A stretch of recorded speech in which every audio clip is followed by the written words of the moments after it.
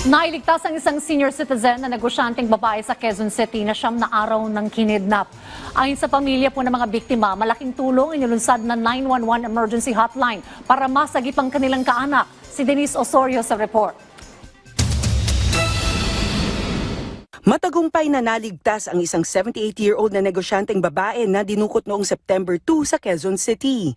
Naging instrumento dyan ang bagong lunsad na 911 emergency hotline. Matapos umano tumawag ang pamilya ng biktima sa 911 noong araw ng pagdukot at agad inalerto ng mga otoridad ang mga bangko.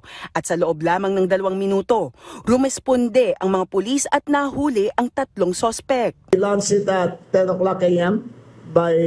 In a few hours later, may success kagad. May success story kagad yung 911. Safe to say, yung mga response ng PNP natin, in less than 2 minutes of the call of the branch manager, dumating kagad yung mga respondents natin at nahuli kagad yung mga kidnappers. And within 1 day, nahuli lahat ng kanilang mga conspirators.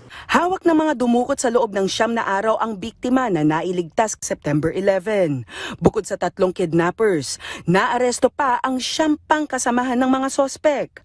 Ayon sa PNP, kabilang sa mga nadakip ang ilang dating sundalo habang nagpapatuloy pa ang hot pursuit laban sa iba pang sangkot. Bahagi lamang ito ng mga insidente ng pagdukot sa mga negosyante. Sa datos ng PNP, sa 23 kaso ng kidnapping sa mga negosyante ngayong taon, 22 dito ay nalutas na. As per our records, as of September, there were 23 kidnap crimes committed, 21 were solved, 1 remains unsolved. Ito na lang this is the 22nd. So 22 out of 23 ang solved na sa kidnapping. Paalala naman ng pamahalaan, seryosong gamitin ang 911. One strike and you're out.